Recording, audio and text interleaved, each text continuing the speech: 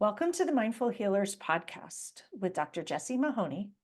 And Dr. Ni-Cheng Liang. We are physicians and leaders who are also trained in coaching, yoga, mindfulness, and integrative medicine. We are also mothers, spouses, sisters, daughters, aunts, and friends. In this podcast, we share candid, heart-centered, loving, science-based, thoughtful, and often fun conversations about the challenges life throws at us. With our collective experience of over 30 years in physician and personal wellness, we reflect and offer pearls of wisdom for navigating life's challenges with more ease. From parenting, marriages, money scarcity, cancer survivorship, uncertainty, challenges in practicing medicine, we cover it all. We invite you to refresh your perspective and empower yourself with mindset, mindfulness, and other well-being tools that actually work.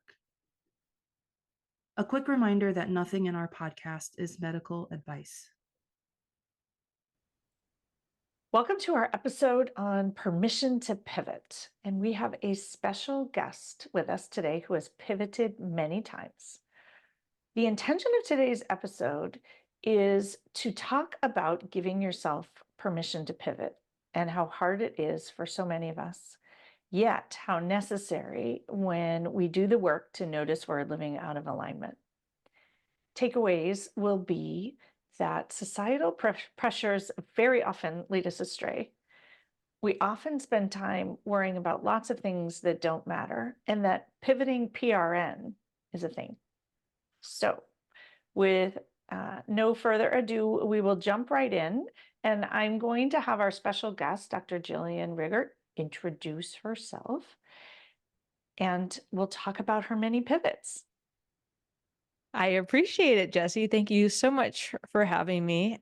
I think I'm a professional pivoter at this point. Yes, I think you are too. So, yeah, I think it is my story. So I fast tracked my way to become an Air Force oral maxillofacial surgeon, thinking that my worth was tied in doing the hardest thing I possibly could and sacrificing as much as I possibly could. So the Hard is first better. Hard is better. harder is better, more worthy. The forced sleeplessness and like I'm so superhuman if I can prove that. This ego that was being this badass oral surgeon, I'm untouchable. And at the core of that was hiding this inner insecurity with how deeply of a feeler I am, the emotional sensitivity that society led me to believe that was a fault of mine. And I was raised in an environment where I saw that my brother got a lot of love and that being more masculine was desirable. And so I suppressed my femininity and went through the careers that were more male driven and male dominated. And it was very challenging time for me to accept who I am. And I lost big parts of myself along the way. I was really in a hard place when it came to giving myself permission to pivot because we are taught that, if you're a surgeon, you don't dare say you want to do anything else. Mhm. And the nonlinear path is often judged, and I was judging it. And so when I was so exhausted, realizing that I was kind of having an existential crisis, rather than giving myself permission to pivot, I thought I needed to stay in surgery or save my own life because that resistance to pivoting was so profound. And that's why this discussion is important because people feel trapped and that if they leave, who am I if I leave? I'm nobody. To be able to take a step back and like, is that true? It's not true. But I can't tell you that. You have to feel that from the inside. But all the thoughts that I had back then about leaving surgery were grounded in learned beliefs. And when you're saying that societal expectations and pressures lead us astray, it was society telling me I needed to do the hardest thing possible in order to earn my worth. And that if I left surgery, I was unworthy of a fulfilling life. And I think the messages in medicine are pretty strong. If you change course, you made a mistake, you did something wrong. Yeah.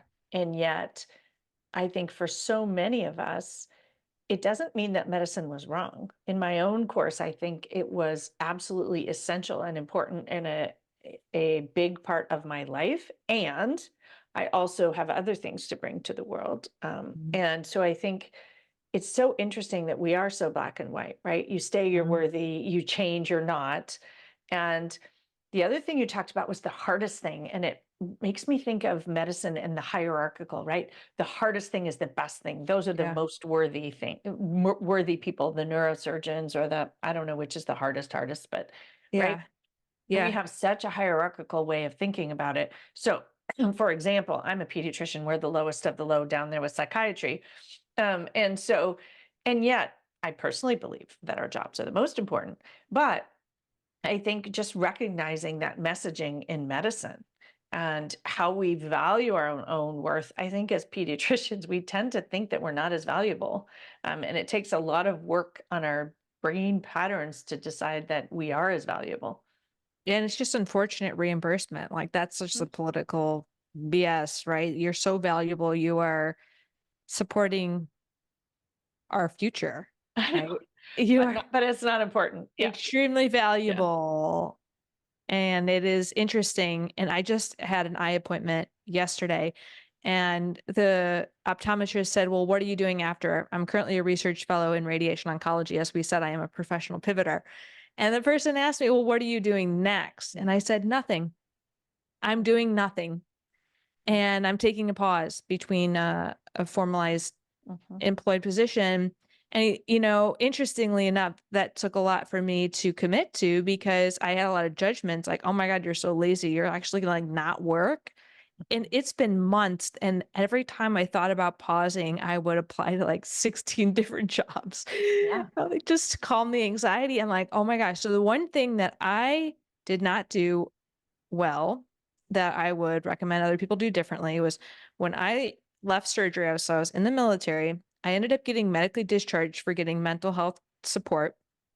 And my ex-boyfriend had died, and I was inpatient for anorexia. My commander died, and my co-resident died. So there's a whole bunch of grief, but that wasn't considered in what I was facing. Right? I just thought I'm broken. Of I course didn't know not. any.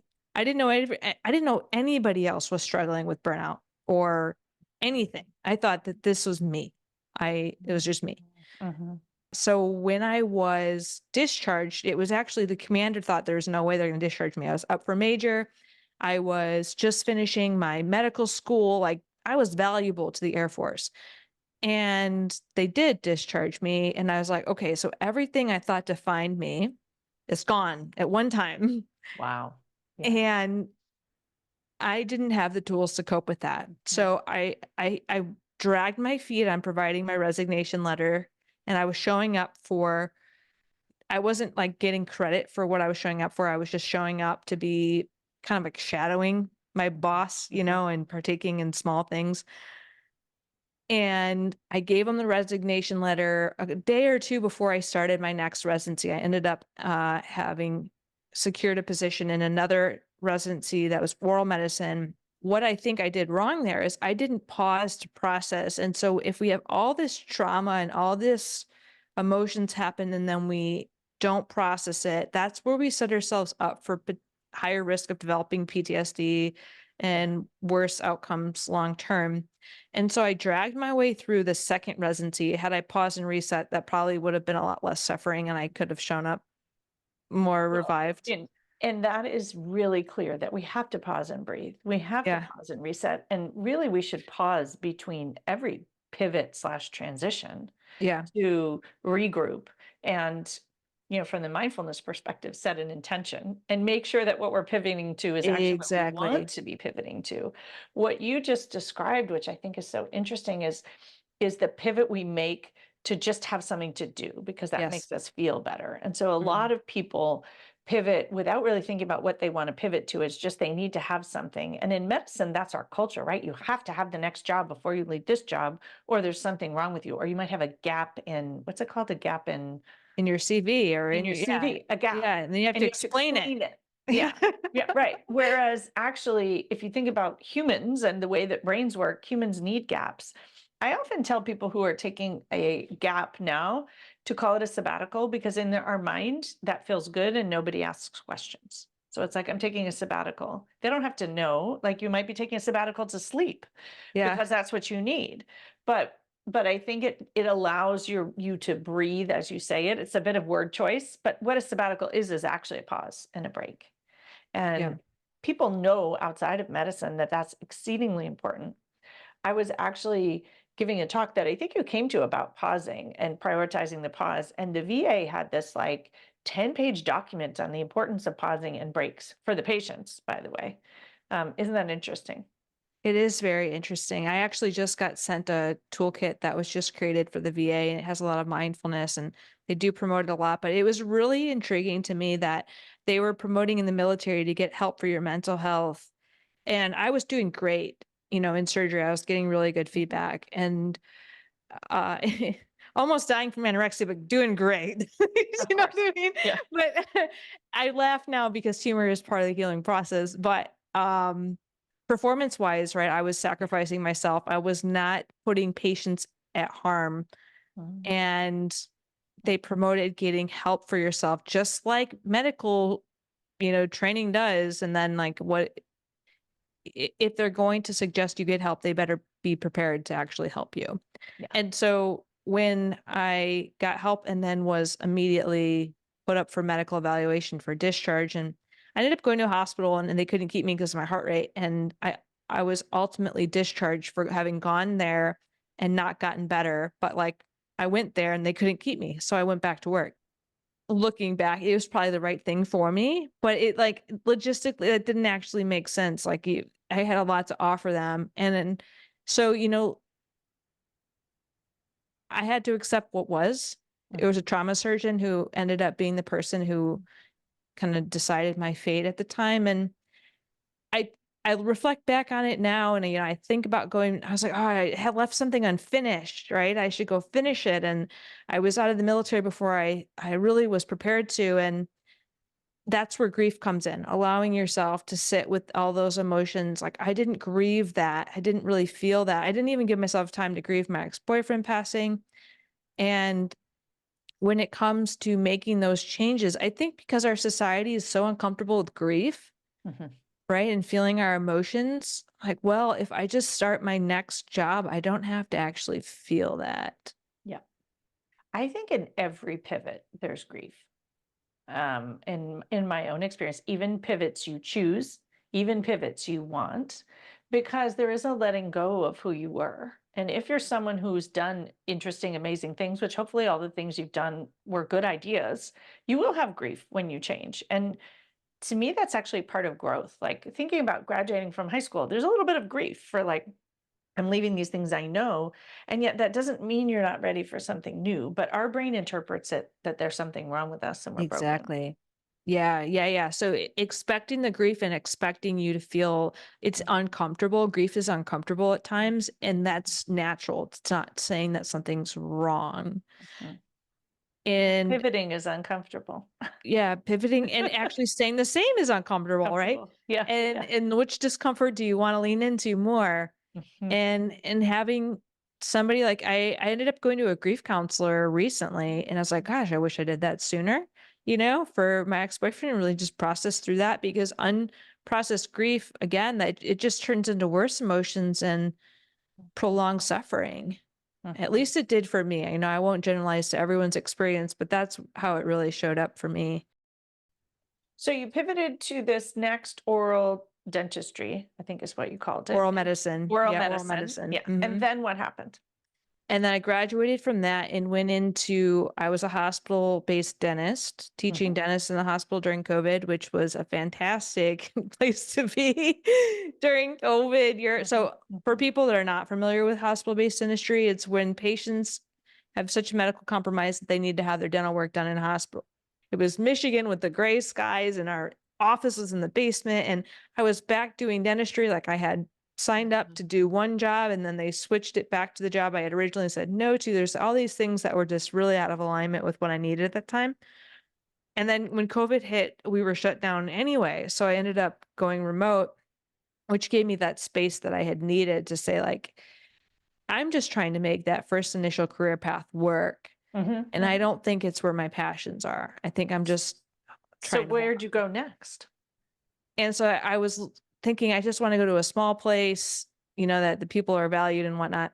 And that's not even true. That's just the beliefs of the time, right? In Mhm. terms of like, don't Well, want these to are the speak stories we negatively. tell, right? Yeah. It's the problem of the big institution, or it's the Yeah. problem of a name brand institution, or it's the problem of being in the North versus the South. Exactly. Yeah. All these thoughts, right? And I'm laughing because we've talked about this, if they go to my YouTube channel, our discussion, and then we can talk further about like pivoting into something just to get away from what you're Yeah. thinking. And Yeah. then you're taking your own brain with you. It ends up being a really great institution in the South. So it is a name brand institution. Mhm. And I brought all the same thoughts with me. So the components of which I was creating my own internal suffering were with me. But I had in between then, I was very medically compromised, almost died from anorexia. So I was like, I was desperate for doing something different. And my moment of desperation, and I share this story because I don't want people to hit a rock bottom before they make a catalytic change in their life, because rock bottoms can be loss of life for people. But because I was so desperate for change and I had already been into all the high levels of care for my eating disorders, like, I gotta do something different. I'm just going crazy. I've been introduced to Sunny Smith's Facebook group, Empowering Women Physicians. Everyone's talking about coaching. And what the heck is coaching? You know what I mean? Mhm. And my family thought it was crazy and they were judging me. And because I was previously really reliant on external validations, like, maybe I am crazy, but I was just so desperate. And somebody posted about Martha Beck's program, and I read her book, The Way of Integrity, and it spoke to my soul. Yeah. So I signed up for her program. And then I get to my new job. I hadn't even started this program yet. I get to my new job and I go to a burnout committee meeting and they're talking about email etiquette. And I'm like, wait a second, physicians are losing their lives. We're talking about email etiquette. We got to talk about something more serious here, like a change that's going to quickly impact and show our physicians that we care about them holistically. Is there a role for coaching? And my chair was such a big advocate for coaching that he got me into the coaching training that's through Rice University in affiliation with my institution. And it was the turning point of my life. It got me back in the driver's seat of my life. And uh, if people want to hear us talking about agency and your perspective on the importance of knowing what's in our control, it was a growth opportunity for me to say, you know what? I have to take responsibility for my own life. What's in my control here? I am in the driver's seat. And as a recovering people pleaser, martyr, self sacrificer, service oriented person, that is not serving me. I'm literally dying inside and outside, and I have to do something different. And so what was it in coaching that allowed you to see that? It is the agency. It's the coaching perspective of I don't have, like, as a coach, I'm not going to tell you what to do because I trust that you have all the answers. So I flip that onto myself. Mhm. I didn't trust myself because I was so reliant on pleasing all those people that I had lost my voice. It's Mm. like, that's it. Like, I have lost myself. And if I am going to live it to give it, if I'm going to be a coach that the clients need, I need to truly honor that I trust that I have all the answers for my own life because I trust they have all the answers for theirs. I do believe that's the key thing from coaching, right? Is you also have to live it. You have to be coached and understand and be willing to be a product of what you're of your product, or a product of coaching yourself. As in, so if you're going to help people pivot, for example, you have to be a pivoter. Exactly. And that's where coaching also changed my frame of mind when it came to pivoting, where I pivoted, I thought, oh my God, I'm a failure. I couldn't cut it in surgery. And actually, no, surgery, I could have done well. It just wasn't, I could, my skills and value, I felt would be more in a place that's oriented to listening to people. And I like what catered to me was palliative care and psychiatry and serious illness. And when I went from dental school, where we had 3-hour appointments where you get to listen to people's stories, to then surgery where you're just whipping around and like everyone's asleep or you're in their face. And I lost that. I was like, that's where I lost Mm. my passion for the practice. Like, I liked the idea of surgery and being able to change people's lives, but the actual day to day, my favorite part was the patient's story. We're awake. We're Yeah. awake. Yeah. Yeah. But And maybe surgery was part of your journey in that seeing that made it so very clear who you were and what you love. Because I think we often tell the story, right? That was a mistake. But yeah, I what if don't that feel was it was a essential? mistake. Yeah, I actually never thought it was a mistake. What I did feel bad about was leaving my co-resident. I left one resident and our co-resident had passed away and I felt bad about that, right? So I did feel guilty because I value Mhm, mhm, teamwork. mhm. I felt that But I that had the wasn't really best. your choice, right? Yeah, So tell well, us yeah. how have you given yourself permission to pivot from one thing to the next? And you're continuing to pivot. So Yeah. where does the permission come? Because I think so many people do not give themselves permission. Yeah, yeah. The permission comes from awareness of where lack of permission was the message came from, right? Like calling that out is BS. Is Mhm, like mhm. you should just stay on a linear path. And I love Kara Pepper talks a lot about her husband's job. And it's like if you stay in a job more than 2 years, it's like people look at you like, why haven't you grown and moved on? Yes. And like the fallacy of that having to stay. I mean, what age are we when we decide to go into medicine? How many people in our medical class came from a different career? You know, when I signed up to do surgery, I was quite young. And, you know, our values change Mhm, and mhm. having a life threatening condition changed my perspective on a whole lot. Sitting in a hospital bed thinking I was going to die, it, it has changed my perspective more currently because I'm currently processing that where I wasn't able to before, meaning that it took several years for me to get to a point that I could face that and learn Mhm, from it. mhm. Because when I left the hospital, we have to unlearn so many things that we've learned, right? So when the hospital couldn't keep me, I went back to work because I didn't know any different. Yeah. I didn't think, oh, I should probably stop then Mhm, because I'm too sick mhm. for the hospital. I should probably stop. Yeah, isn't Uh, that an interesting yeah, thought pattern? You're yeah, too sick yeah. for the hospital, but you're not too sick to go to work. That would be a medical thought pattern. So you're Mhm. you're in this state of like, okay, I'm going to go back to people pleasing like I always did, and I defaulted back to how I always was. But now the difference for me is like, oh, I feel sick. Like I feel like now that I know that that's not true to me, I can't keep doing that. Mhm. And so that's where I'm at right now is just owning that shift in perspective and creating a life that's true to myself. Like, the YouTube channel that I have is a life true to you and helping others to do the same. Yeah. And so what thoughts are allowing you to have this life that's true to you now? I love that title. It's, why do other people's opinions about us matter more than our own? I love Right? that. We're always trying to get this external validation. And women in particular, we quiet ourselves, right? We're socialized often to take a seat in the corner or not at the table and to be polite and not take up space. And those messages can be subliminal. Yeah, because and also like, oh my gosh, if your opinion matters, you have an inflated ego, you're self-centered, you're so selfish, right? Like those thoughts can come to mind. It's like, wow, I am literally giving someone else ownership of my life. And after I had done that for so long and felt the impacts of that, I just hit a breaking point. Right? If Hmm. your opinion matters more than Yeah, anyone else's opinion, then if you need or want to pivot because you're feeling out of alignment, then you have permission. exactly. Because people are most afraid of what are my colleagues going to say? Mhm. And what if it doesn't matter what they say? Yeah. And have you found that when you pivot, what do your colleagues say? Well, it depends, right? I think mostly supportive. Mhm. I've had extremely support. Actually, I laughed the other day because I have people who are always very on board with Yeah. my crazy ideas. Yeah. I think though, I often tell people, and I'm curious if you think this is true, that 30% will think it's a great idea.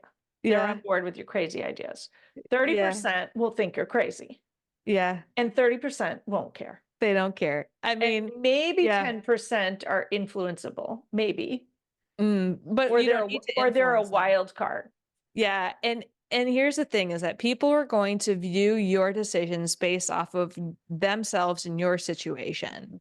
Mhm. So like even I'm going to create meaning from your behaviors based off of my biases, Mhm. right? My perception, my filter.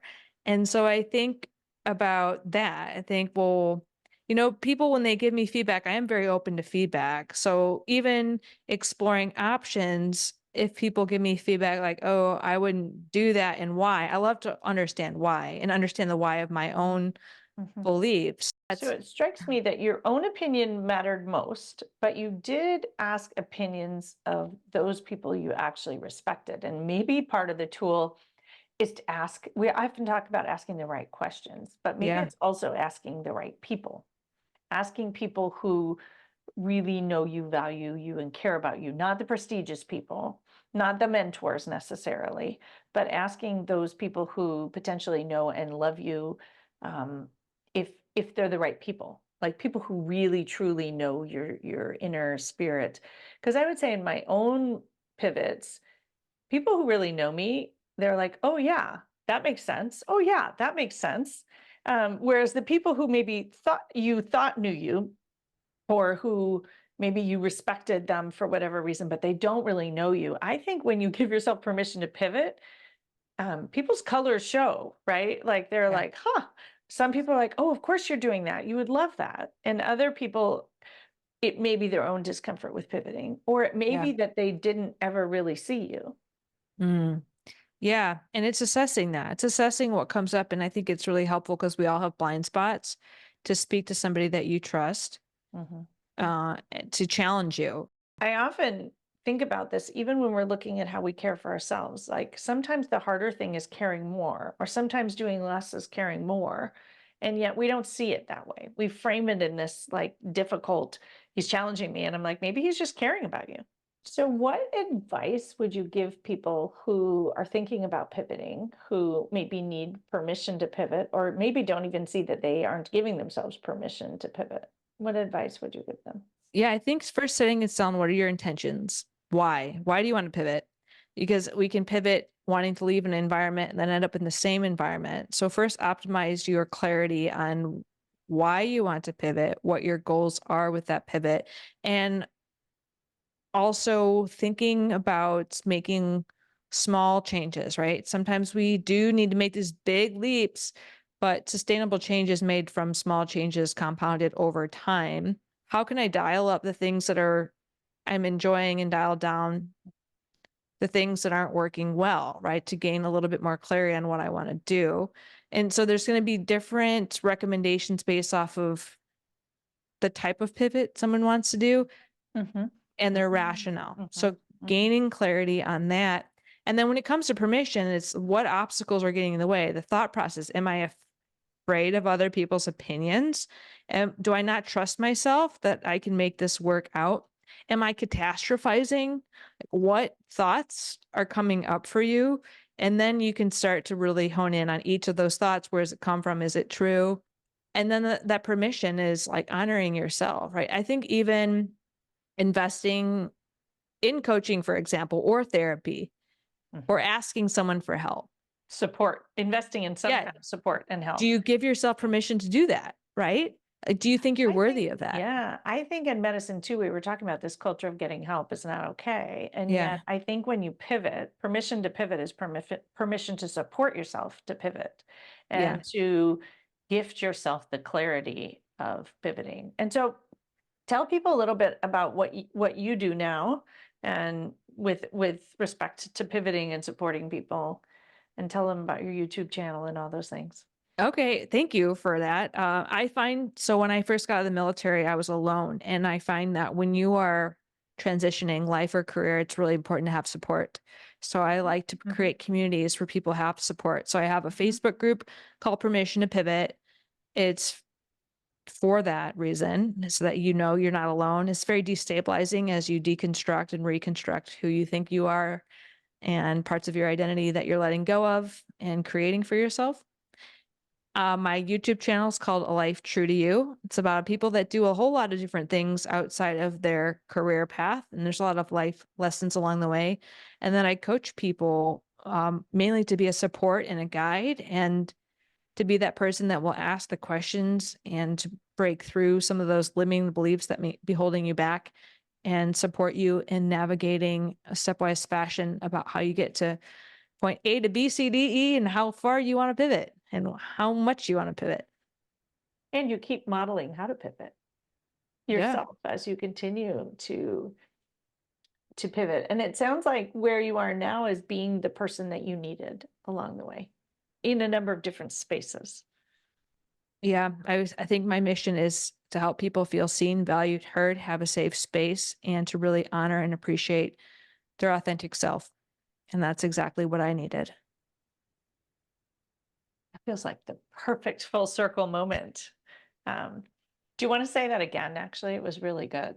Well, my main mission is to create a space where people feel seen, valued, and supported for who they are, and to truly embrace being their authentic self. Yeah, and I think all of us who want to pivot need to find that space where they feel seen, valued, and heard and supported to pivot. And I think recognizing what your story tells, and I think my story tells a lot of similarities in terms of pivoting, is that support and finding spaces in which you can land softly and have conversations and feel held as you do things that are really outside your comfort zone, which maybe don't need to be outside our comfort zone. But for those of us who are trained and grew up in medicine, pivoting is outside our comfort zone because we were taught that you don't do that. And yet, I think what you mentioned from so many other industries is that everyone else does. So we just have to find a way to navigate it creatively and supportively. Yeah, I think the community piece has been everything for me, and people to come in non-judgmentally and like, "Oh, isn't that interesting?" Right? And I felt that sense of non-belonging when I left dentistry and medicine. So my belief led to I don't belong anywhere. Mhm. And I was coached on that line. Maybe you belong What a everywhere, nice right? You can story. I belong to don't both. belong anywhere. Yeah. But I had realized that my people pleasing strategy, I felt that need to fit in, but fitting in is lonely. And Brene Brown offers us it's the opposite of belonging. And so when I found that I can feel safe within my own self and I can have self compassion and just be, right? And I really don't like being in environments where you're just don't your values don't align, Yeah. right? So like that's how I identify. I'm like I like to be in spaces where my values align. If the values don't align, well, I don't want to be in that space, but I'm not going to make it about me being the problem or Mhm. I don't deserve to be here. I'm like it's just Well, not a good and that I environment. think is what shifted over time, right? Yeah, it Is did. that now you're uncompromising on being in spaces where your values don't align. And you will pivot until you are in a new space. And if the space changes, and maybe I believe too, our values align until they don't, right? Exactly. And then Yeah, you change and other people change and then you pivot again. exactly. Yeah. So Our brains aren't fully developed when we make all these decisions, take out all these loans, and then we expect ourselves to keep the yeah, same values, and like, that's so fascinating. yeah. And then different seasons of our life, you talked about, kids going to college, moving out, different just people getting married, people passing away, like your values shift. Me having, an illness that could have took my life prematurely. Well, maybe the lessons I have, okay, don't fit my age, but they fit what I've experienced in life to showcase that I learned pretty quickly that what I thought mattered doesn't. And I offer the message hoping that people can learn it before me. But we know that people often learn that on their deathbed that, they wish that they lived a life true to themselves, not for what other people thought that they should be doing from the work of Bronnie Ware, who, had a lot of time with people who are dying. So I think grasping those life lessons from others and trying to apply them to your life and thinking, no one likes to think about what regrets they would have on their deathbed, but I do find it to be a very eye-opening exercise. I love thinking about it because to me Yeah. it gives me instant clarity. Like, Yeah. and maybe you don't even have to go all the way to your deathbed, but what will I wish I'd done in 5 years? For me, that's Yeah. what gives me permission to pivot. What will I wish I'd done? I always go to 80. When I'm 80, what will I Mhm. wish I had done?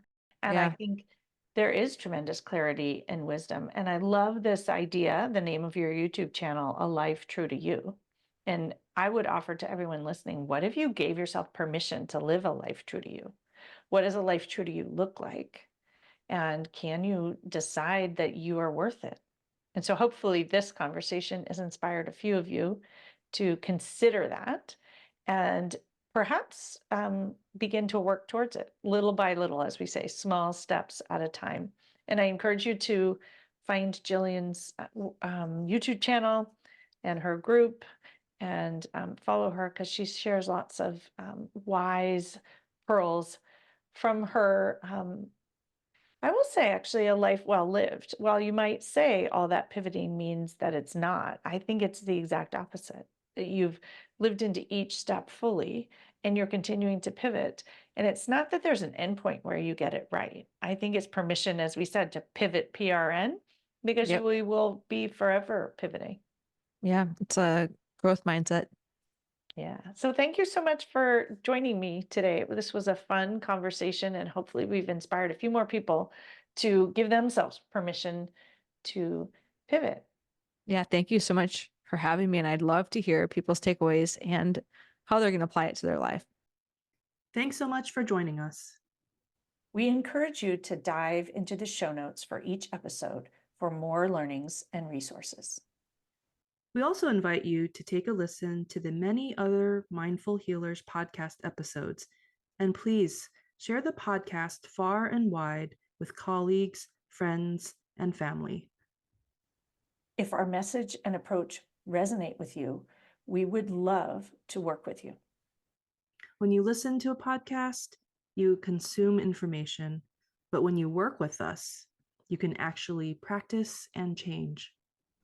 We offer coaching and mindfulness experiences, talks, workshops, retreats, and more. Connect with us at themindfulhealerspodcast.com. The content of this podcast is not medical or life advice. We invite you to participate in the mindful moments we offer at the end of most of our podcasts, but please only do so safely.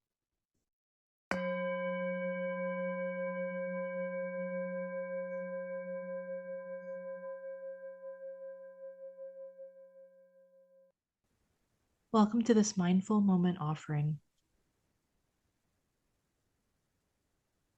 Noticing what arises after hearing the rawness, the honesty, the road in arriving at permission to pivot.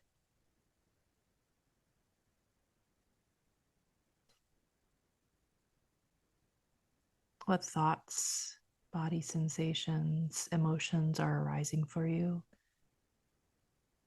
Noticing them without judgment.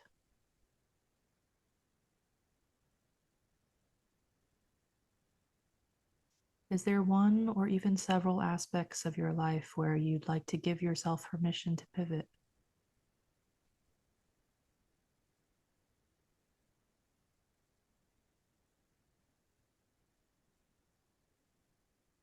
How might you make that possible?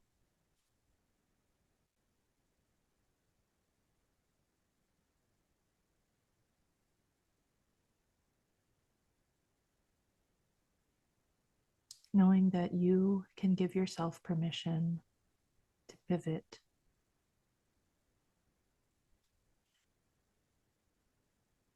You simply have to act on it.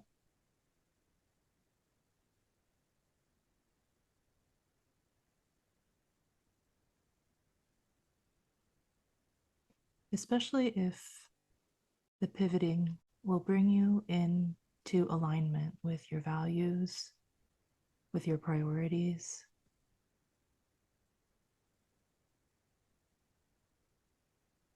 What's been the cost of not pivoting?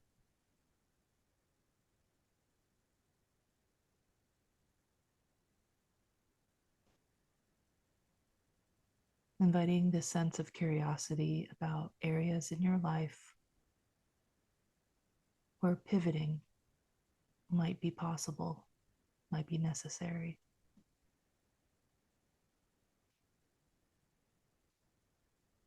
Inviting you to bring both hands to your heart and closing eyes if it's safe for you to do so. Dropping into what's present for you now after that brief reflection about pivoting and possibilities and permission.